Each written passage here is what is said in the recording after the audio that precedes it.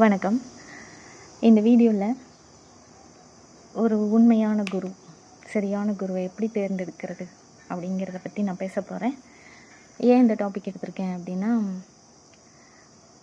நான் இந்த twin flame ஜேர்னியில் இருக்கேன் அப்படின்னு எனக்கு தெரிஞ்சதுக்கப்புறம், கன்ஃபார்ம் ஆனதுக்கப்புறம், எனக்கு தினமும் முறையாக ஒரு பயிற்சி செய்யணும், ஏதோ ஒரு தியானமோ இல்லை மூச்சு பயிற்சியோ எதுவாக இருந்தாலும் சரி, அதை முறையாக செய்யணும் அப்படின்னு எனக்கு தோணுச்சு. அதனால் நான் ரொம்ப நாள் தேடினேன், குருவை தேடினேன். நாங்கள் இருக்கிறது ஒரு கிராமம். இங்கே இந்த பயிற்சிகள் கொடுக்கக்கூடிய மையங்கள்லாம் எங்கே இருக்குது அப்படின்னு எனக்கு தெரியல. ரொம்ப தேடிகிட்டே இருந்தப்போ எனக்கு ஒருத்தரோட காண்டாக்ட் கிடச்சிது. அவர் நிறைய எக்ஸ்பிளைன் பண்ணார், அவங்க பயிற்சிகளை பற்றி எக்ஸ்பிளைன் பண்ணாங்க. எனக்கு ஓகேன்னு இருந்தது. நான் ஜாயின் பண்ணிட்டேன். உண்மையாகவே அவர் கொடுத்த அந்த பயிற்சி முறை ரொம்ப பலன் கொடுத்தது, நிறையவே பலன் கொடுத்தது. ஆன்மீக முன்னேற்றமும் அதில் இருந்தது. அதுக்காக நான் இப்போ வரைக்கும் நன்றியோடு இருக்கேன். ஆனால் இதில் என்ன பிரச்சனை அப்படின்னா, எனக்கு உடல்நிலை பாதிக்கப்பட்டது, ரொம்ப ரொம்ப பாதிப்பானது. இது ஸ்டார்டிங்லேயே நான் அவர்கிட்ட சொல்கிறேன், எனக்கு இப்படி ஆகுது அப்படின்னு சொல்கிறேன். என்ன செய்கிறது அப்படின்னு நான் கேட்டுக்கிட்டே இருப்பேன். எந்த சந்தேகம் வந்தாலும் நான் அவர்கிட்ட கேட்டுக்கிட்டே இருப்பேன். அந்த குருவோட நிழல்லையே இருக்கிறதா நினச்சிக்கிட்டு நான் விடாமல் அவரை பிடிச்சிக்கிட்டு நான் கேட்டுக்கிட்டே இருப்பேன். அவர் முறையாக பயிற்சி செய்யுங்க, நீங்கள் தான் எங்கேயாவது தப்பு செய்வீங்க, அதனால் கவனமாக இருங்க அப்படின்னு சொல்லிக்கிட்டே இருந்தார். நானும் கவனித்து பார்த்தேன். கொஞ்சம் கூட தவறு எதுவும் இல்லாமல் தான் நான் பயிற்சி பண்ணினேன். இருந்தாலும் உடம்பளவில் பாதிப்புகள் அதிகமாகிக்கிட்டே போனது. நான் அவர்கிட்ட திரும்ப திரும்ப சொல்லிக்கிட்டு இருந்தேன், இந்த உடம்பு பாதிக்கப்படுது அப்படிங்கிற விஷயத்துலேருந்து நான் எப்படி வெளியில் வர்றது அப்படிங்கிறதுக்கான தீர்வு அவர் சொல்லவே இல்லை. அதுக்கான வழிகாட்டுதல் அவர் எனக்கு கொடுக்கவே இல்லை. அதுக்கப்புறம் நாளாக எனக்கு பாதிப்புகள் தான் அதிகமானது, மன உளைச்சல் அதிகமானது. ரொம்ப ஃபோர்ஸாக நான் அவர்கிட்ட இதை பற்றி பேச ஆரம்பித்தப்போ அவர் என்ன பண்ணாருன்னா, என்னை குரூப்பை விட்டு வேணாம் அப்படின்னு சொல்லிட்டார். உடம்பு பாதிக்கப்பட்டது அப்படிங்கிறத விட இந்த விஷயம் என்னை ரொம்ப பாதிக்க ஆரம்பிச்சிருச்சு. என்ன செய்கிறது அப்படின்னே தெரில. மறுபடியும் புதுசாக எங்கேயாவது போய் ஜாயின் பண்ணிக்கலாம் அப்படிங்கிறத விட எனக்கு இவங்க வேணாம் அப்படின்னு சொன்னது தான் என்னால் தாங்க முடியாமல் இருந்தது. ஒரு குரு கிட்ட நம்ம சிஷியனாக இருக்கிறோம் அப்படிங்கும்போது, அவங்களோட வழிகாட்டுதலில் இருக்கும்போது நமக்கு உண்டாகிற உடல் பாதிப்புகளோ இல்லை சந்தேகங்களோ எதுவாக இருந்தாலும், குருவோட இடத்துல இருந்து அவங்க நம்மளை எப்படி வழி நடத்தணும், எப்படி துணையாக இருக்கணும் அப்படிங்கிறதெல்லாம் அங்கே இல்லாமல் போயிடுச்சு. அதனால் நான் ரொம்ப பாதிக்கப்பட்டேன். மன உளைச்சல் ரொம்ப அதிகமானது. அந்த சமயத்தில் தான் இதிலிருந்து நம்ம வெளியே வரணும் அப்படிங்கிறதுக்காக நான் ஆட்டோபயோகிராஃபி ஆஃப் யோகி, யோகானந்தரோட அந்த புக்கை நான் படித்தேன். யோகானந்தரின் சுயசரிதம், யோகியின் சுயசரிதம், அதை நான் படித்தேன். அந்த புக்கை படித்தேன். அதில் ஒரு குரு எப்படி இருக்கணும், ஒரு சீடன் எப்படி இருக்கணும் அப்படிங்கிறத அந்த புக்கை படித்து அவங்களுக்கு நல்லா தெரியும், படித்தவங்களுக்கு தெரியும்.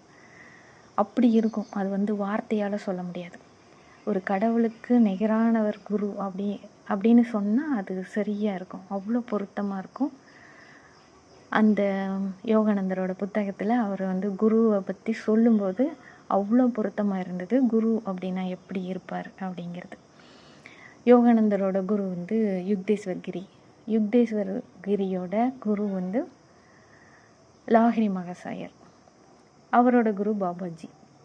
இவங்களுக்கு இடையே உள்ள அந்த குரு சிஷ்யன் அப்படிங்கிற உறவு அது சொல்லவே முடியாது, அப்படி இருந்தது.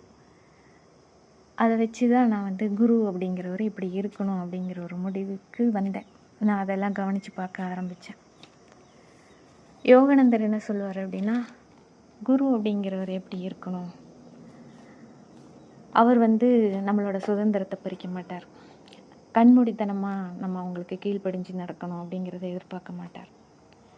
உண்மைத்தன்மையை நம்மளே உணரணும் அப்படிங்கிறதுக்கான வழிகாட்டுதல் தான் ஒரு குரு கொடுப்பார். உண்மையை நோக்கி தான் நம்மளோட பயணத்தை உண்மையை நோக்கி போக வைப்பார்.